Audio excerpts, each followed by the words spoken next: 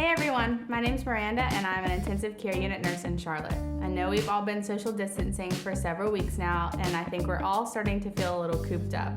But I just want to say that healthcare workers everywhere appreciate you staying home, so keep at it. Today I'm with my boyfriend and our state's cinematographer Dylan, and we're combating cabin fever by making our state's shrimp and grits casserole.